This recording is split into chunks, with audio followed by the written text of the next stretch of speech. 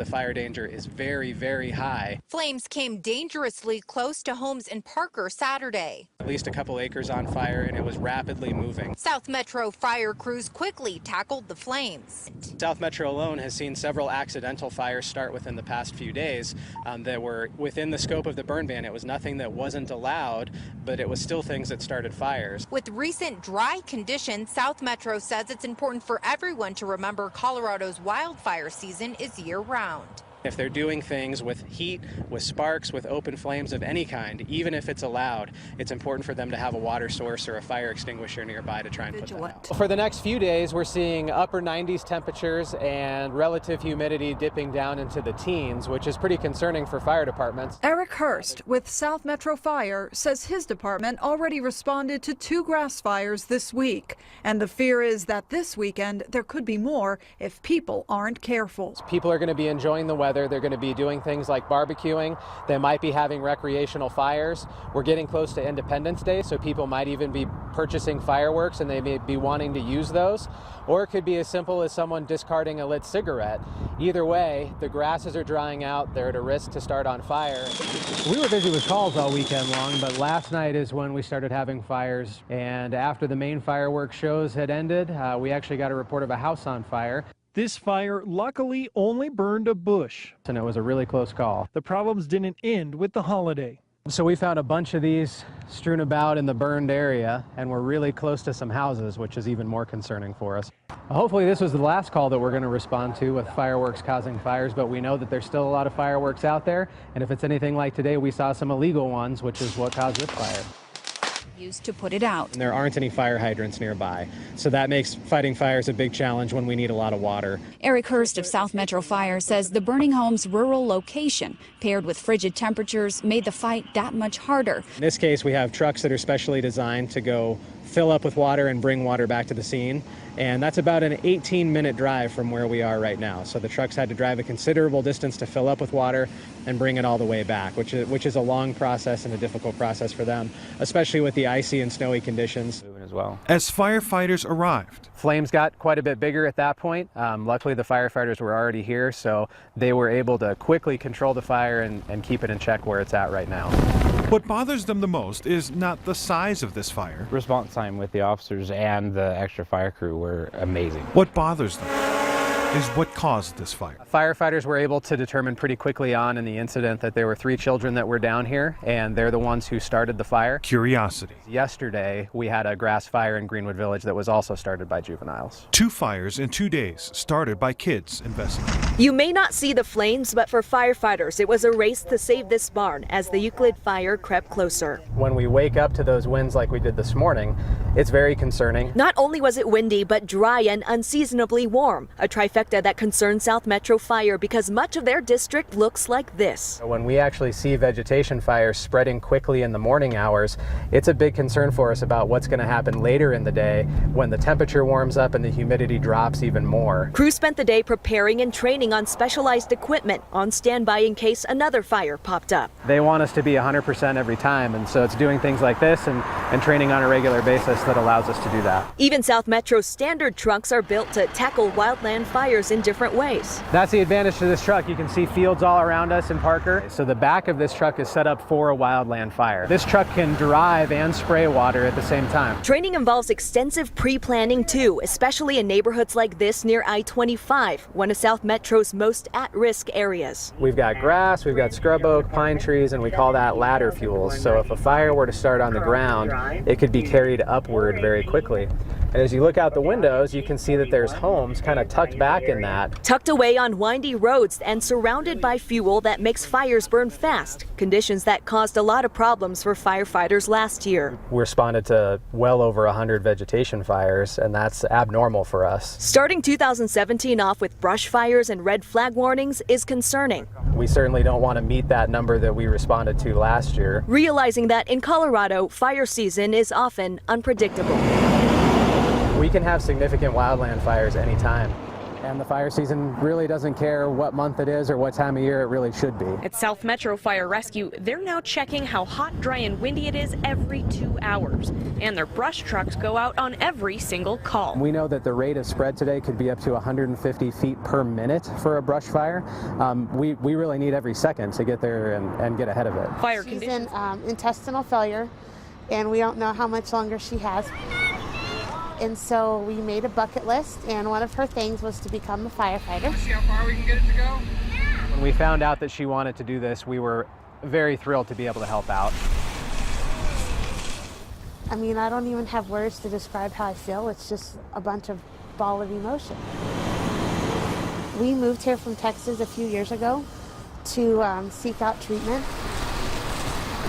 Her intestines just shut down one at a time. We knew that Olivia lived in Littleton's fire district. Since Littleton and South Metro train together and respond to emergencies together, it only made sense that we could come together on this and both show her a great time. South Metro Fire's Eric Hurst accompanies their technical rescue team on the 400-yard marshy trek off the trail to Cupcake. It was an emotional scene. We could see it in the firefighters' faces. His body camera shows the moments. 1, 2, 3, 4. After getting IV fluids, steroids, and vitamins. It's definitely a life or death situation. And hours stuck in knee-deep muddy water. Up! Come on, Cupcake! Come on! Cupcake finally found the strength and stood up. Cupcake didn't want to give up. You could see it in her eyes. Come on, Cupcake is now a survivor thanks to Knee-deep water and mud in a marsh. There's not an easy way out. The dramatic rescue of a 13-year-old horse named Cupcake will break your heart. Cupcake and her owner were riding near Denver when an exhausted Cupcake fell and sank in muddy waters. So her owner called for help. 15 first responders showed up to the site to find the horse laying in knee-deep water, quickly losing steam. Cupcake, you hear me? You got to do it on your own. Rescuers comforted Cupcake while keeping her head above water. Up! Come on, Cupcake! After giving her an energy-boosting shot, they were able to miraculously hoist Cupcake back onto her feet. The Colorado South Metro Fire Rescue detailed the events on Twitter, providing followers with the good news that Cupcake made it out safely. Rescue played out on social media. In Colorado, Cupcake the horse fell into knee-deep water and could not get up. A rescue crew of 30 people, including a vet, jumped into action, eventually helping her back up on her feet. The crew live tweeted the rescue, and the hashtag #SaveCupcake trended nationwide. A small plane crashed just south of Centennial Airport this afternoon. Witnesses say a Piper Arrow went down just after takeoff around 3:30. 2 people were on board. Both survived without major injuries. Here's 9 News reporter Nelson Garcia. I was really saying to myself, I think this plane is going down. Rick Cooper was watching planes take off from Centennial Airport when he noticed right away that this single-engine plane was in trouble. And it just never seemed to gain any altitude. And as it passed by me beyond the south end of the runway, I would guess maybe only 100 feet off the ground, if that. The plane crashed into the empty lot of the Western Union Financial Complex, just south of the airport. It appeared to actually start losing altitude, went over E470, continued going down, made a bank to the right, and you could just see the tail whip up in the air as it hit the ground. So it appears as though the plane came in from the west side of the parking lot, went through several trees, and then crashed down on the asphalt. One of the wings was sheared off about 100 feet away, and when firefighters arrived, they found the plane's occupants alive. There was 1 injured person on the ground, and the second occupant of the plane was standing next to them. Daniel Harris watched the plane go down and arrived on scene to help. He says a student pilot suffered a broken leg, and his instructor was banged up, but okay. The instructor, he had a bruise on his head. He was bleeding a little bit, but he seemed more to be in shock. The instructor came back with a bandage on his head to take photos of the plane. A pleasant and surprising sight. I really am. I mean, he wasn't going real fast, but anytime you're in a plane crash, you got to honestly expect the worst. It could have been far worse. Certainly with a fuel spill, we're always worried that there could be fire. With the plane going through several objects and then hitting the asphalt, the concern is that people could be trapped in the wreckage and firefighters may have to cut them out. Now, there's just a mess to clean up and a couple of plane crash victims alive to attest to the old adage of good landings. I was really surprised that It was only a broken leg and just some bumps on the head. In Douglas County, Nelson Garcia, 9 News. Interview with us, so let's listen into that interview again. This was about an hour ago, but before we get to that, we want to go to Denver 7 reporter Sally Mamdouh. She is live on scene. Sally?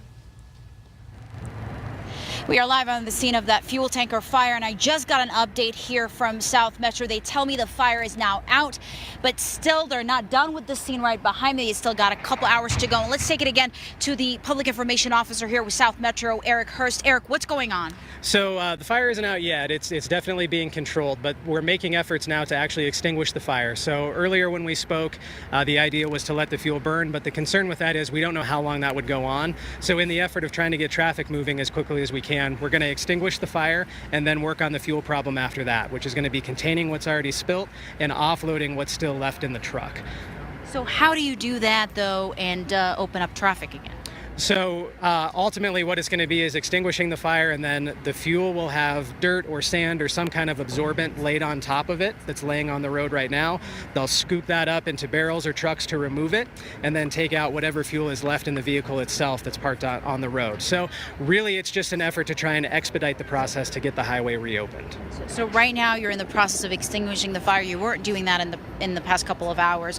You were trying to contain it from spreading further, correct? Exactly. The idea was to let the fuel burn itself out, essentially, so that we didn't have fuel spread. But the concern with that is we could go hours with this fuel trying to burn itself out, and that's too unpredictable for us. So the fire is going to be extinguished, and then at that point we're going to work on picking up the fuel from there. And are you certain that this is not going to pose any threats because you're expediting the process here? No, so putting the fire out is just that. It's putting the flames away. We won't see flames, we won't see smoke anymore, and then at that point it's absorbing whatever fuel has ran out of the vehicle. So they're taking steps right now on the storm drains to make sure that fuel doesn't get into the stormwater system, and then they'll use absorbent to lay on top of all of the fuel, all of the foam, and then start scooping it up to get it out. Eric, thank you so much for that update.